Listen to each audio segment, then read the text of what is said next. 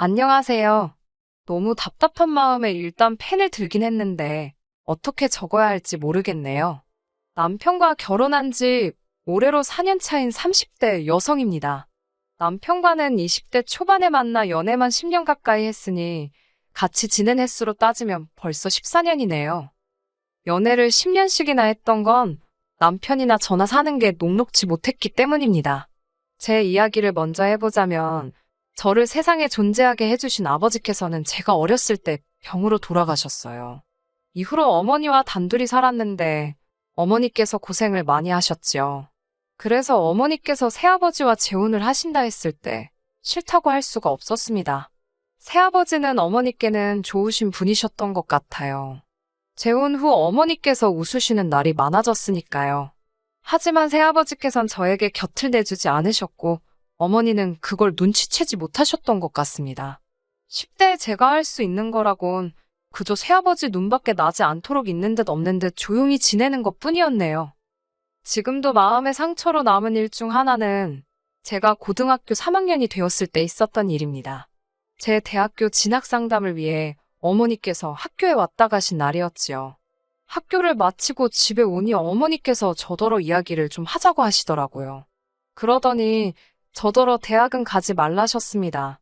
제가 대학에 가겠다고 고집을 부린다면 새아버지가 안 된다고 할 사람은 아니라고 하시면서도 당신 입장을 생각해달라며 어머니께서 덧붙이시기를 제가 사람이면 염치가 있을 거 아니냐 그러셨지요. 그런 어머니에게 제가 기대할 수 있는 게 뭐가 있었겠어요? 결국 저는 고등학교를 졸업한 뒤 집에서 나와 지방에 있는 공장에 취직을 했습니다. 기숙사도 제공이 된다 하여 묻지도 따지지도 않고 갔어요. 그리고 그곳에서 남편을 만났습니다. 남편 역시 저 못지않게 힘든 시절을 견뎌왔더라고요. 하루는 같이 일하는 사람들끼리 술이나 한잔 하자며 근처 호프집을 갔는데 저만큼이나 어린 사람이 있더라고요. 남편이었어요. 남편이 저더러 먼저 어디서 왔냐, 일하는 건 어떠냐며 질문을 쏟아내더라고요. 그러더니 저는 묻지도 않았는데 자기 얘기를 해대기 시작했습니다. 이 사람도 어지간히 말할 상대가 그리웠나 보다 싶어서 그 심정을 모르는 바도 아니었으니 들어줬는데 참 불쌍하더라고요. 이제 저도 겪어봐서 알지만 저희 아버님은 돈 버는 데는 관심이 전혀 없으십니다. 평생을 그렇게 되는 대로 벌어서 되는 대로 쓰시며 사셨다고요. 그렇다 보니 어머님께선 아버님이 아닌 아들에게 크게 의지를 하셨던 모양이에요. 남편이 대학 합격 소식을 전한 날도 축하한단 말은커녕 너가 서울 가고 나면 나는 여기서 네 동생하고 어떻게 사냐 그러시더랍니다. 그리고는 어찌나 서럽게 우시던지 차마 학교 간다 소리를 두 번은 입에 담을 수 없었다고요. 그러다 이 공장에 오게 되었다며 그래도 여기가 서울보다는 자기 고향에서 가깝기도 하고 어쨌든 돈을 쓰는 데가 아니라 버는 데라 그런지 어머님께서 별소리 안 하고 보내주셨다고 웃으며 이야기를 하는데 그 속이 말이 아니겠다 싶대요. 서로가 아무래도 어려운 환경에서 자랐다는 아픔이 있어서인지 말도 잘 통하고 같이 있으면 편안함까지 느껴졌어요. 하지만 얼마 지나지 않아서 남편은 군대에 갔습니다. 사귀는 사이는 아니었지만 남편은 휴가만 나왔다 하면 저에게 연락을 해왔고 어느 순간 보니 제가 면회를 가고 있더라고요. 그렇게 저희는 누가 먼저 사귀자 할 것 없이 연인 사이가 되었고 이후로 10년이란 세월을 함께 하게 되었습니다. 남편이 전역했을 때 저는 공장에서 작은 무역회사로 이직을 한 상황이었어요. 남편 역시 공장으로 돌아가는 대신 군대 선임의 사업을 도우며 배우기 시작했고요. 그렇게 1년하고도 얼마간의 시간이 흐른 어느 날 남편이 이제 자기도 남의 밑에서 일할 게 아니라 자기 사업을 차려야겠답니다. 다보는 있냐고 조심스레 물으니 시댁에 생활비를 보내는 와중에도 꾸준히 모아왔다며 3천이나 가지고 있더라니까요. 문제는 3천만 원은 분명히 적은 돈은 아니었지만 사업을 하기에는 한참 부족했다는 겁니다. 사업을 시작한 지 얼마 되지 않아 남편도 저도 그 사실을 깨달았고 특히 남편은 어떻게든 돈을 좀 융통해보려고 밤낮으로 뛰어다녔지요. 고생하는 모습을 보고만 있을 수가 없어서 내가 좀 빌려줄 거냐고 몇 번을 물었지만 그럴 때마다 남편은 거절을 했습니다. 자존심이 상한다며 사랑하는 여자 돈까지 가져다 쓸 수는 없다면서 말이에요. 하지만 저 역시 그냥 주는 게 아니고 이자까지 받는 조건으로 빌려가라며 남편을 달랬습니다. 그리고 다행히 남편의 사업은 조금씩 안정되기 시작했고 시작한 지 2년이 지나가면서는 그럴듯한 성과까지 내기 시작했네요. 사업이 중박을 치기 시작한 이후로는 저 역시 다니던 회사에서 나와 남편의 사업을 돕기 시작했습니다. 남편의 사업이 무엇인지 여기서 밝힐 수는 없지만 저희는 중국과 일본에도 수출을 하기 시작했는데 이 무렵에는 제가 무역회사에서 일한 경험이 많은 도움이 되었지요. 이후로 사업은 점점 승승장구하여 남편은 남편대로 저는 저대로 집도 하나씩 갖게 되었습니다. 참고로 여기는 지방이라 서울만큼 집값이 비싸지 않아요. 아무튼 소위 집주인이 되고 나니까 남편도 저도 비로소 숨통이 트이는 것 같았습니다. 그리고는 본격적으로 결혼 준비를 시작했네요. 하지만 저는 예상치 못한 일을 겪게 되었습니다. 사실 사귀는 동안 남편이 내켜하질 않아서 어머님 아버님을 한 번도 뵌 적이 없어요. 그렇게 결혼 준비를 시작하면서야 처음으로 인사를 드리러 가게 되었는데 시부모님 중 특히 어머님께서 노골적으로 못마땅한 기색을 내비치셨습니다. 이제 당신 아들이 돈 좀 벌어다 주는데 그걸 제가 채간다는 식으로 말이지요. 게다가 며칠 뒤 어머님께서 남편에게 보냈던 문자들을 보고는 저는 정말이지 할 말을 잃고 말았습니다. 어머님께선 남편더러 사업만 더 잘 되면 저하고는 비교도 안 될 괜찮은 여자들이 줄을 설 거라며 못하러 결혼을 서두르냐고 10년을 만났다면서 지겹지도 않냐. 혹시 제가 남편더러 책임지라고 매달린 거냐.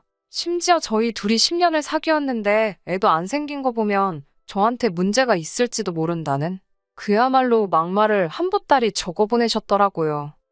솔직히 그 문자들을 읽는데 손발이 다 벌벌 떨렸습니다. 심장이 당장이라도 터질 것 같이 빠르게 뛰었고 어이가 없다는 게 이런 거구나. 그럼에도 불구하고 남편을 추궁하지 않았던 이유는 딱 하나. 그 문자마다 남편이 어머님께 이딴 말씀하실 거면 서로 연락하지 말고 지내자며 쏘아붙였더라고요. 어머님께서 함부로 뭐라고 하실 여자가 아니라고요. 만약에 남편이 조금이라도 어머님의 말씀에 수긍하는 것 같았다면 10년 세월이 아까웠을지언정 결혼은 하지 않았을 겁니다. 아무튼 그때 저는 어찌됐건 제가 어머님 아버님을 모시고 살 것도 아닌데 남편 하나만 제대로 제 편이면 된다고 믿었습니다. 한편 결혼을 앞두고 저 역시 친정 어머니께 연락을 드렸습니다. 결혼할 남자가 생겼으니 소개해드리고 싶다고요. 솔직히 말하면 제가 정말 원했다기보다는 비록 남편이 제 사정을 다 알고 있다고는 해도 형식적인 건 하는 게 좋겠다 싶어서 꺼낸 얘기였지요. 아니나 다를까 친정어머니께서는 저희가 집으로 가는 건 곤란해하셨기에 밖에서 만나게 되었습니다. 뭐하는 남자냐고 묻기에 공장에 다닌다고 적당히 둘러대니 그러냐며 더 묻지도 않으시대요. 기대는 없었지만 혹시나 싶어 그래도 하나뿐인 딸이 결혼하는데 조금이라도 도와줄 수 있냐고 물었습니다. 만약 친정어머니가 단돈 얼마라도 도와주신다 했다면 저는 어머니를 용서했을지도 모르겠어요. 하지만 어머니께서는 너야말로 시집가면서 하나뿐인 친정엄마한테 키워줘서 감사하다고 제대로 인사라도 해야 하는 거 아니냐입니다. 그이한테도 그렇고 라며 말끝을 흐리는데 그 소리를 들으니 헛웃음이 나오더라고요. 양가 부모님으로부터 제대로 된 축복도 받지 못했지만 그래도 저희는 부부의 연을 맺었습니다.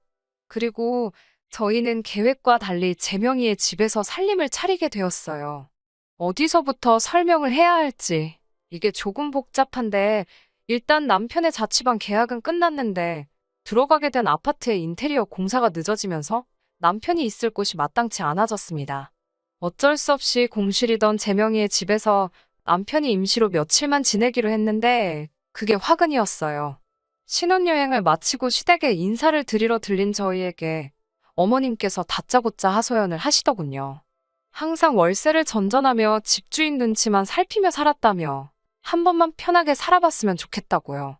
전 솔직히 처음에 어머님이 무슨 이야기를 하시는지 제대로 알아듣지도 못했습니다. 그런데 어머님께선 시동생 이야기를 꺼내셨어요. 시동생은 한쪽 다리가 불편한데 그래서 계단 이용이 쉽지는 않아요.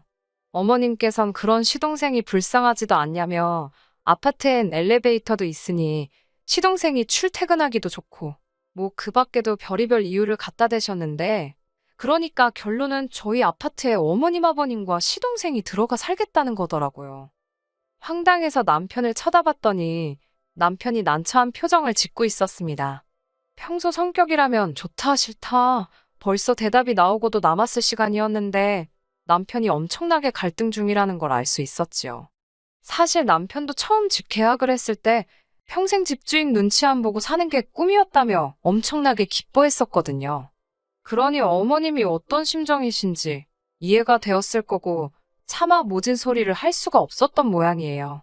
그리고 결국 남편이 저에게 부탁을 해왔습니다. 시동생이 장가갈 때까지만 저 세 사람 아파트에서 한번 살아보게 해주자고요. 솔직히 말하면 내키지는 않았지만 명의를 바꿔주자는 것도 아니었고 그렇다고 저희가 아예 갈 곳이 없는 것도 아니었으니 알겠다 했습니다. 그런데 어머님이 아니 시동생이 이렇게 저희 뒤통수를 칠 줄은 상상도 못했네요. 지금으로부터 딱 2년 전입니다. 시동생이 결혼할 여자가 생겼다고 그러더군요. 마침 저희도 슬슬 이세 계획을 세우고 있던 터라 아파트로 이사를 하고 싶었지만 말을 꺼내지 못하고 있었기에 시동생의 이야기는 듣던 중 반가운 소식이었지요. 저희는 정말로 축하한다는 말과 함께 이제 이사를 나가달라 했습니다. 어머님 아버님께도 서운해하지 마시라고 최대한 잘 말씀드렸어요. 그런데 이 과정이 썩 유쾌하지가 못했습니다. 어머님께선 저희가 마치 당신 것을 뺏으려 든다는 식으로 어깃장을 놓으셨거든요. 갑자기 늙은이들더러 나가라 하면 어쩌라는 거냐는 식으로요. 이미 처음부터 이야기가 되어 있던 일을 가지고 어머님께서 억지를 쓰시는 게 아무래도 뭔가 수상하다 싶었는데 남편도 저랑 같은 생각이었던 모양이에요. 결국 어머님께 이게 다 무슨 상황이냐고 따져 물었고 충격적인 이야기를 듣게 되었습니다. 시동생 결혼 자금으로 돈을 모으고 계시다 했는데 그 돈을 아버님과 함께 경마장에 다니시며 온데간데 없이 다 써버리셨답니다. 말씀으로는 한몫 단단히 챙겨서 저희도 주려고 하셨다는데 그 속마음을 누가 알 것이며 시동생은 시동생대로 자기가 몸도 불편한데 땡전 한 푼도 없는 걸 알면 누가 자기한테 시집을 오겠냐고 제발 이 집에서 살게 해달라고 저희한테 매달리더군요. 전세 보증금이라도 얼마 모으면 나가겠다고요. 어쩔 도리가 없었지요. 저도 저 나름대로 임신한다고 바로 큰 집이 필요한 것도 아니니까 라고 스스로를 달랬습니다. 그리고 얼마 지나지 않아 시동생은 결혼을 했습니다. 동서는 제가 많이 겪어보질 않아서 어떤 사람이라고 말하기는 어렵습니다만 자기 할 말은 똑부러지게 하는 스타일 같더라고요. 아무튼 제 남편의 집에서 시부모님과 시동생 내외가 함께 살게 되었는데 솔직히 제 입장에서는 기분이 썩 좋지는 않았지요. 저희가 신혼살림을 차리려고 인테리어까지 싹 다 해놨던 집인데 하루도 못 살아봤으니 아쉽기도 했고 아무튼 동서로부터 이따금씩 전화가 왔는데 내용의 대부분은 시부모님과 함께 사는 게 힘들다는 거였습니다. 두 분 성격이야. 특히나 어머님의 성격이야. 저도 어느 정도 겪은 바가 있으니 동서가 속상해하는 게 남의 일만 같지는 않더라고요. 그럴 때마다 같은 며느리의 입장이자 언니의 마음으로 많이는 아니어도 얼마씩 보내줬습니다. 나가서 기분이라도 좀 풀라고요. 그리고 지난달 다시 한번 동서에게 전화가 왔습니다. 이번에도 비슷한 이야기겠거니 하고 받았는데 전에 없이 목소리에 날이 서 있더라고요. 무슨 일이냐고 물으니 이유는 알 것 없다며 저나 자기나 똑같은 며느리인데 왜 자기만 이렇게 시부모님을 모시고 살아야 되냐며 따지고 들더라고요. 하물며 자기는 맏며느리도 아닌데 왜 자기가 맏며느리 노릇을 하고 있는 거냐고요. 황당하고 어이가 없어서 제가 동서에게 내가 한 달에 어머님께 생활비 100만 원씩 드리고 있는데 동서가 무슨 맞이 노릇을 하냐고 물었습니다. 그러자 그래도 집에서 같이 살면서 직접적으로 수발드는 건 자기라네요.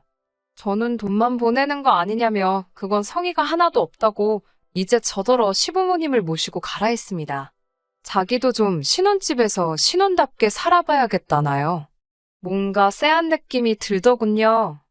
혹시나 싶어 제가 동서에게 지금 무슨 소리를 하는 거냐고 그 집은 내 남편 명의의 집이고 지금 시부모님과 동서네가 내 남편 집에 공짜로 들어와 살고 있는 걸 알려줬습니다. 그러자 동서가 그게 다 무슨 소리냐며 시동생이 지금 사는 아파트가 시동생 거라고 했다네요. 그래서 자기가 혼수도 다 해오고 예단으로 어머님께 3천이나 드렸다면서 제가 뭔가 잘못 알고 있는 거랍니다. 어이가 없었지만 혹시나 싶어서 남편에게 전화를 걸었어요. 남편에게 혹시 나랑 상의 없이 아파트 명의를 시동생한테 돌렸냐니까 오히려 저더러 미쳤냐고 묻더라고요. 저는 남편에게 방금 동서가 했던 이야기를 그대로 전했습니다. 그러자 남편이 혼잣말처럼 쌍욕을 내뱉더니 지금 시댁으로 오라더군요. 자기도 그쪽으로 간다면서요. 그렇게 시댁에 도착하니 그 집도 이미 난리가 났더라고요.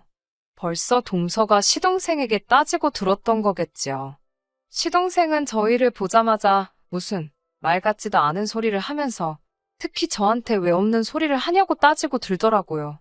아마 눈치껏 자기 말에 일단 호응해달라는 것 같았는데 이러다간 눈 뜨고 코 베이듯 집을 뺏기는 거 아닌가 싶어서 차마 그 장단을 맞춰줄 수가 없었습니다.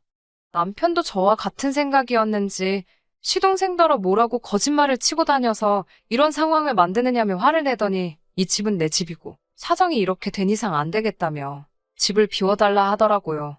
그러자 옆에 계시던 어머님께서 저희 남편더러 어떻게 그런 소리를 하느냐며 소리를 꽥 지르셨습니다. 동서는 동서대로 지금 자기 사기당한 거냐며 다들 짜고 자기를 속인 거 아니냐고 난리가 났고요. 순식간에 집안에서 서로 고성이 오갔고 개판도 그런 개판이 없었네요. 이튿날 어머님께서 저희 집에 찾아오셨습니다.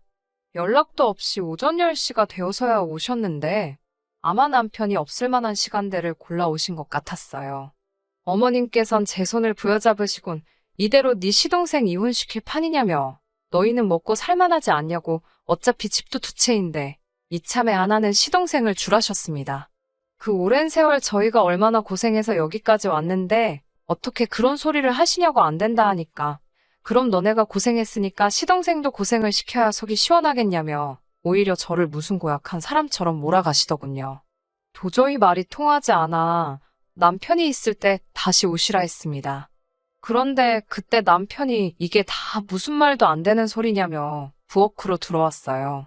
알고 보니 핸드폰을 두고 출근해 가지러 집에 왔는데 현관문도 열려있고 어머님 목소리도 들려서 기척을 안 하고 있었다고요.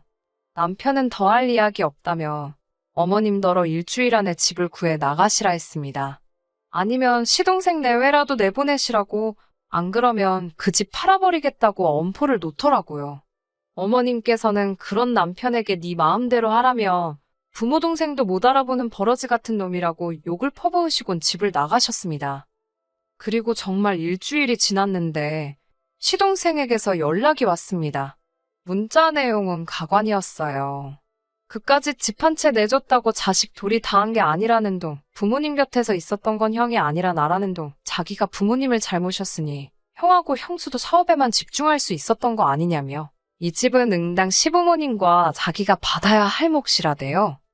그 문자를 받고 열받은 남편이 그 아파트를 정말로 부동산에 내놨습니다. 주변 매물보다 싸게 내놓았더니 내놓은 그날부터 문의가 쏟아졌고 집을 보러 간다는 사람들이 있었으니 자연히 시부모님도 상황이 어떻게 돌아가는지 알게 되셨지요.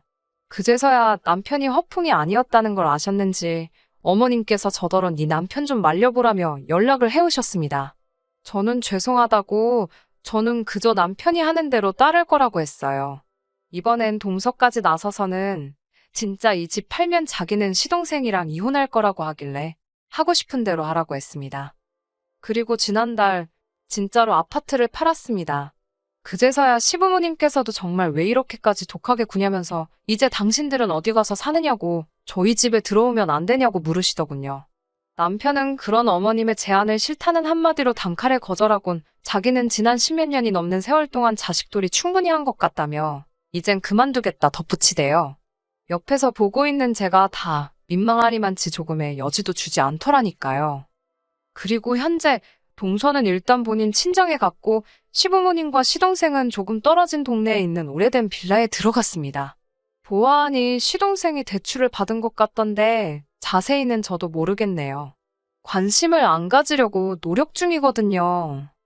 남편은 자기가 머리가 어떻게 되지 않는 한 더 이상 시부모님과 연락을 주고받으며 살 일은 없을 것 같다고 합니다. 어머님께서 남편이 그동안 해온 노력이나 고생에 대해선 한 번도 수고했단 말씀도 하지 않으셨으면서 시동생이 조금이라도 고생하게 될까봐 벌벌 떠시는 모습에 남편이 상처를 많이 받은 것 같아요. 솔직히 부모 자식 사이가 천륜인데 언젠간 또 보고 싶어지는 날이 오지 않을까 그런 생각도 들어요. 하지만 제가 나서지는 않으려고요. 저나 남편이나 오랜 시간 힘든 길을 걸어온 만큼 당분간은 누구의 방해도 받지 않고 지금 이 행복만 즐겨볼 생각입니다. 끝까지 들어주셔서 감사합니다. 오늘의 사연은 여기까지입니다. 구독과 좋아요, 알람 설정 부탁드리고 더 좋은 사연으로 다시 찾아뵙겠습니다. 감사합니다.